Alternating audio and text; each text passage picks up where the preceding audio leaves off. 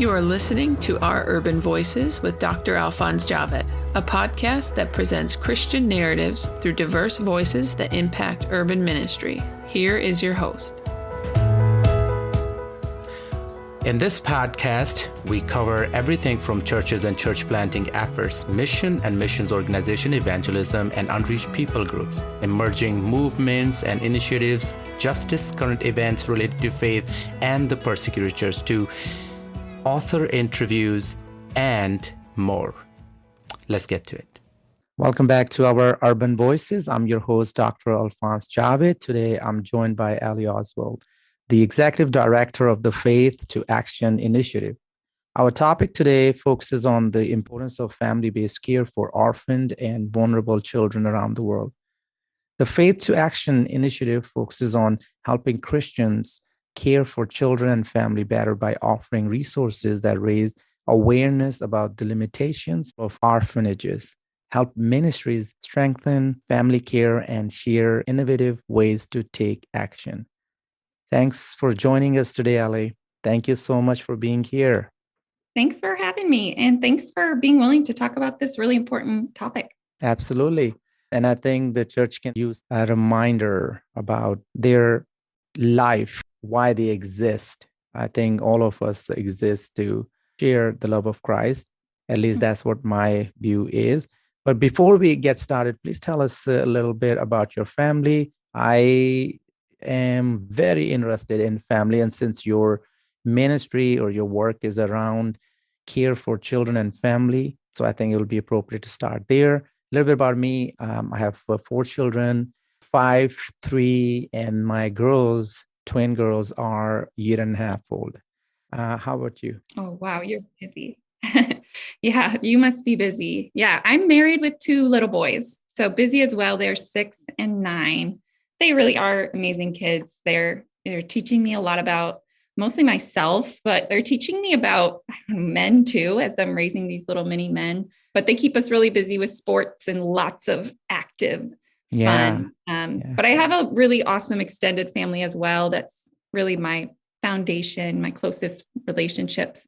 I actually just moved out of Seattle, a city I love, into the country to be closer to some of my extended family. So just feel really blessed with the family God has placed me in. And in fact, it motivates me to do the work that I do. Amen. And I think that's excellent. When you have a family support, it helps so much.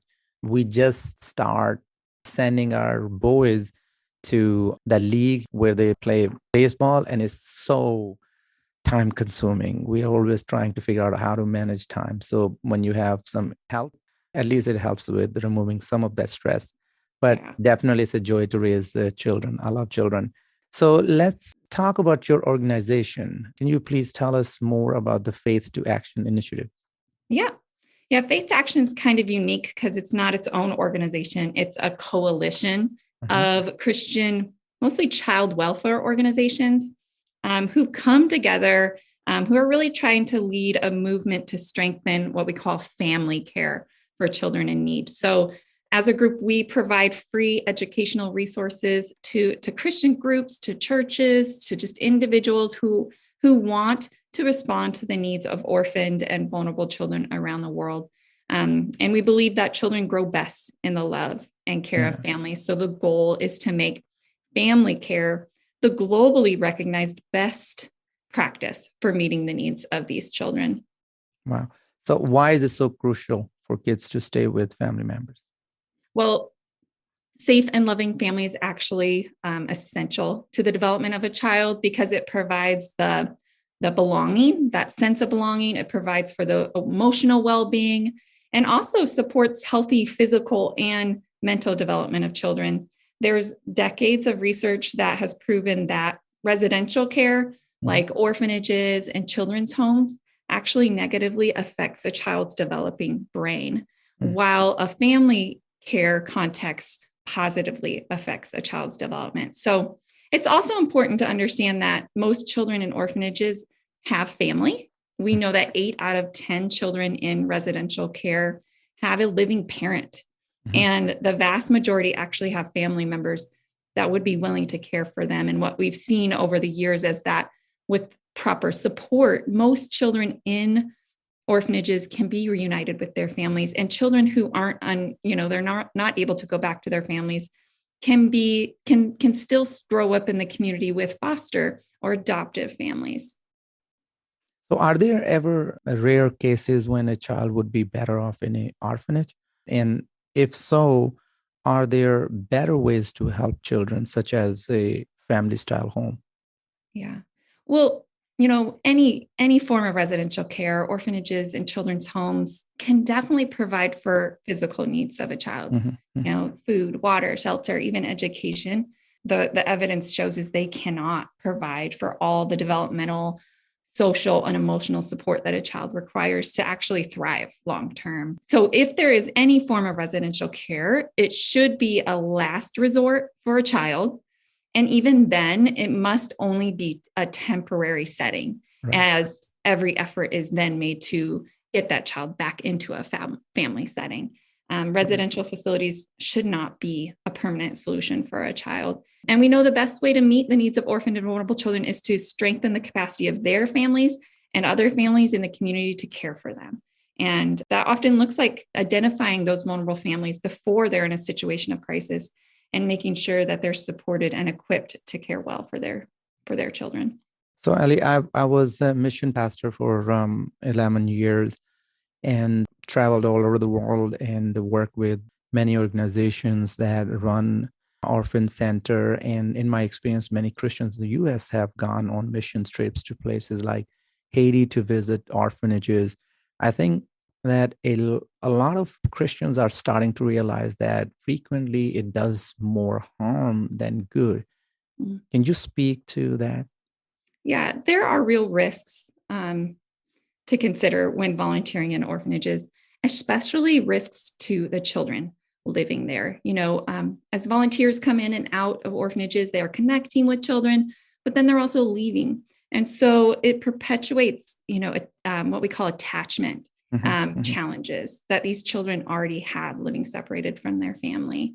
And we've also found that, orphanage visits are so popular that it has impacted motivations of orphanage directors. They want to ensure a good experience for these visitors, but that can be at the expense of the children in their care. The intentions behind these trips are always good. Right. I was the missions pastor as well, and just love seeing people's heart to serve and care, especially for the most vulnerable children around the world. But we know now, the research has been telling us that supporting family-based care efforts is the best way to help a child thrive long-term. So mission trips that support efforts to strengthen families to care well for children are really the way to go. And the good news is there's lots of ways to do this on mission trips. Trips can focus on that building support for vulnerable families. They can focus on learning about the real needs of orphaned and vulnerable children. Mainly strong families is what these kids need. They can meet with local organizations and churches on the ground and see firsthand the work they're doing to strengthen families. I love when you go and see, and then you come home and you share and use a trip as an opportunity to grow advocates in your church so that they come home and share with others what they've learned about these communities and these families. And one of the other cool things we've seen people do is using trips to garner attention and awareness around issues of discrimination or stigma that are leading to children being institutionalized in those communities. And often that is children with disabilities, and really elevating the importance of integrating these children into families, into communities, into schools. So there's so much we can do, and shifting mission trips away from the orphanage and focusing them on families can have a real impact. I think we sometimes think, well, I'm just one person, it's just 2 weeks, but they can have a real impact. And it's important to also recognize a recent study from the Barna Group found that U.S. Christians are giving $2.5 billion every year to residential care.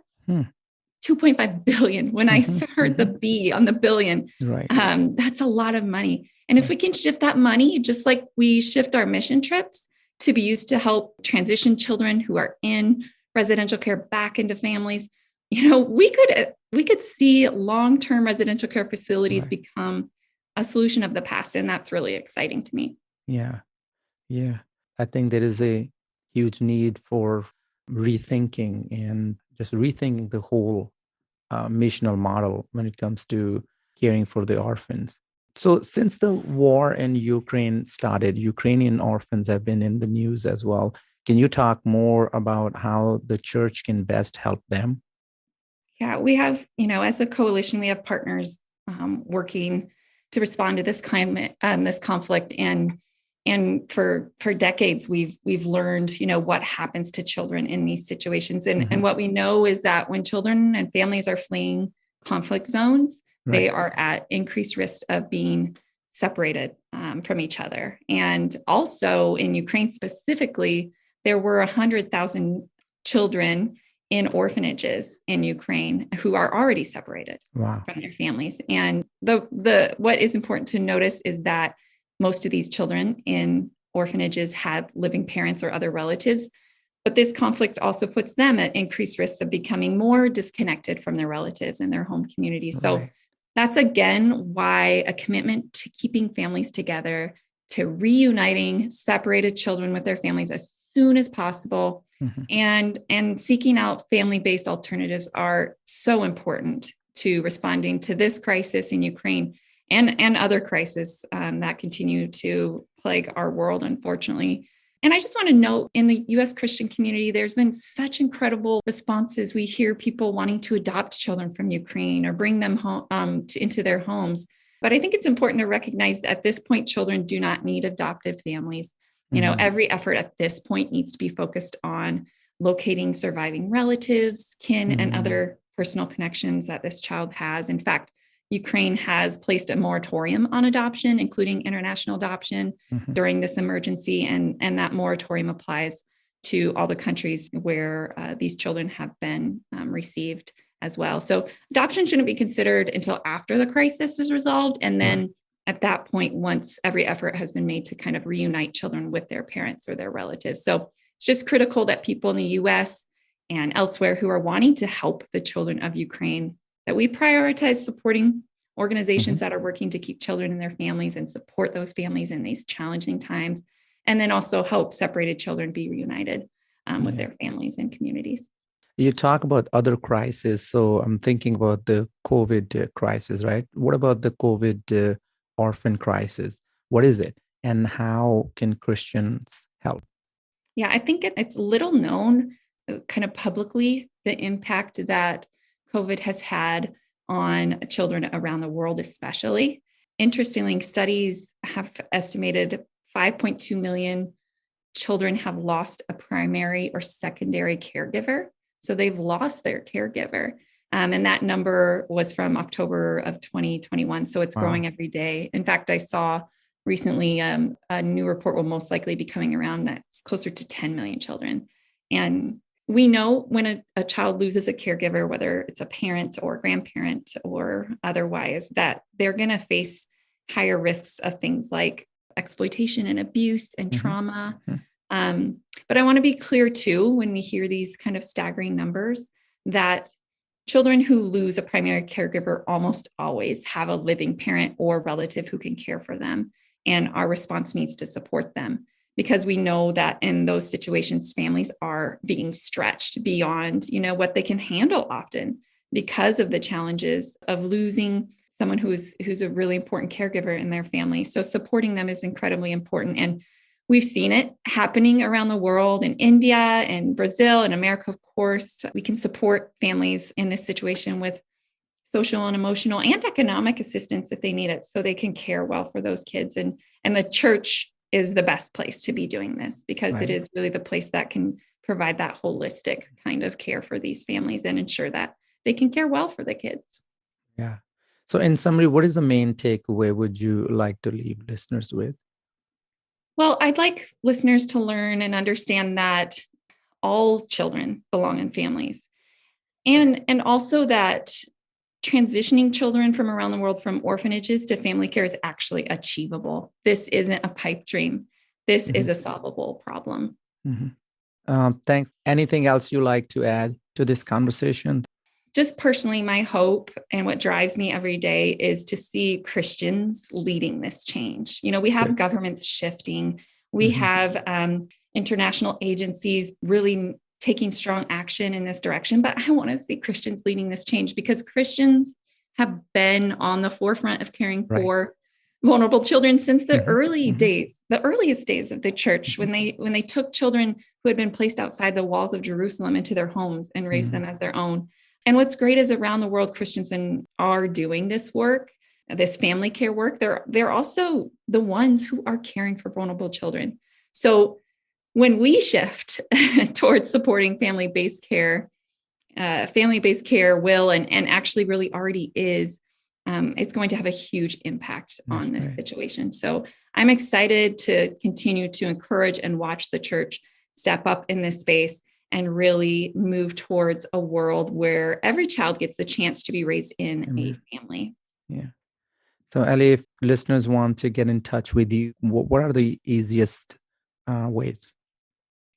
Yeah, Faith to Action has a website that has lots of great free resources, training, videos, all sorts of things. So that's faith2action.org. Sometimes people say Faith in Action. And we're also on social media. Those are great ways to connect with us. And we're here to help.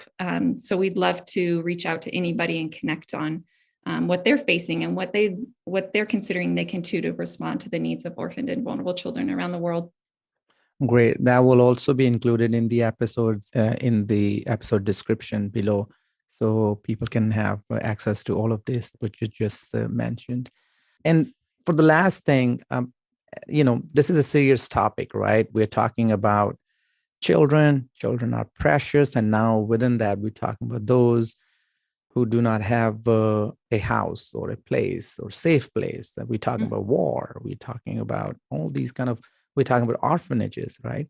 So, but at the same time, we are human. And I wanted to close with a joke, so that people know that we are serious people doing serious stuff, but we are also funny people too, right? So tell me a joke. Okay, I like that. We have to take care of ourselves, and we have to be able to smile and in this work, or we will all burn out. So I appreciate that. Okay, so I don't know any jokes personally, but my kids come home with jokes all the time. So knock, knock. Who's there? Owls. Owls who? Yes, they do. Thank you. Very good. Thank you so much for being on the show. Again, that was Elli from the Faith to Action Initiative. And thank you to all our listeners. If you appreciate this podcast, please be sure to subscribe to the show and leave an honest review wherever you listen to your podcasts. Tune in next week for more honest discussions from diverse voices.